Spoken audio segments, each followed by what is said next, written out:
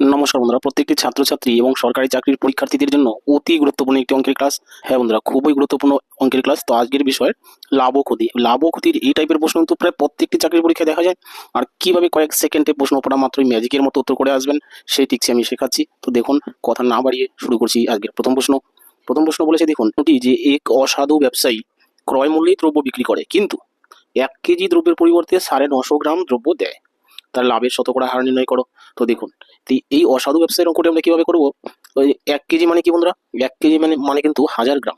ঠিক আছে, অর্থাৎ 1000 গ্রাম দ্রব্যের পরিবর্তে 950 গ্রাম দ্রব্য তিনি দেন। তার মানে 1000 গ্রামের পরিবর্তে 950 গ্রাম দেওয়ার মানে হচ্ছে 50 গ্রাম ওজনে কম দেন, তাই না? তার মানে সেই 50 গ্রামটাই তার লাভ থেকে যায়, তাই না? 50 গ্রাম যে ওজনে কম দিচ্ছে, সেই 50 গ্রামটাই কিন্তু লাভ থেকে যায়। ঠিক আছে, বাস অঙ্ক শেষ বন্ধুরা। এই 50-এর নিচে আমরা কি বসাবো? যে তিনি 950 গ্রাম দ্রব্যে লাভ করছে 50 গ্রাম, তার জন্য সেই 950 গ্রামটা আমরা নিচে লিখবো। এক্ষেত্রে যদি টাকা দিয়ে অঙ্ক করতাম, সেক্ষেত্রে কিন্তু আমরা 1 কেজি অর্থাৎ 1000 গ্রাম নিচে বসাতাম। কিন্তু যেহেতু আমরা দ্রব্য দিয়ে করছি, তাই দ্রব্য আমরা 950 গ্রামটা নিচে বসাবো। বাস, ইন্টু দিয়ে কি করবো? 100। তাহলে আমরা শতকরা লিখতে পারবো, তাই না? পার্সেন্টেজ দিতে গেলে 100 দিয়ে গুণ করতে হয়। বাস, এখন আপনি এটা কাটাকাটি করে যা পাবেন সেটাই কিন্তু উত্তর। ঠিক আছে, তো কাটাকাটি দেখুন, একটা একটা শূন্য কাটা। ঠিক আছে, এবার 5 দিয়ে 5 10 50, 5 19 95। ঠিক আছে, এবার উপরে থাকছে, তাহলে দেখুন এখানে 100 থাকছে, 10 10 100/19। তো 100/19কে যদি আমরা ভাগ করি, সমস্ত 5/19% পেয়ে যাবো।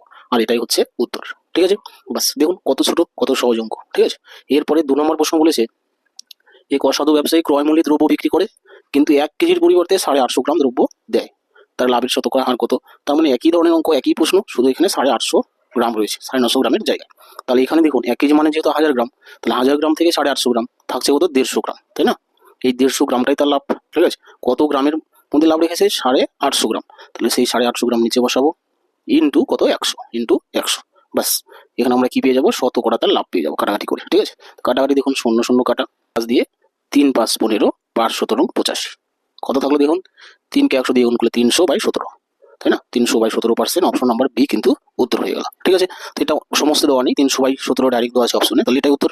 তো এই হলো বন্ধুরা আজকের অঙ্ক ক্লাস। আশা করি অবশ্যই আপনার অঙ্কটি ভালো লেগে থাকবে, ক্লাসটি ভালো লেগে থাকবে। যদি ক্লাস ভালো লাগে তাহলে অবশ্যই লাইক কমেন্ট শেয়ার করবেন। নতুন যারা এসেছেন আমার চ্যানেলে, অবশ্যই চ্যানেলটি সাবস্ক্রাইব করবেন এরকমের মজার টিপস, মজার অঙ্ক পেতে। রাখছি তাহলে, থ্যাংক ইউ।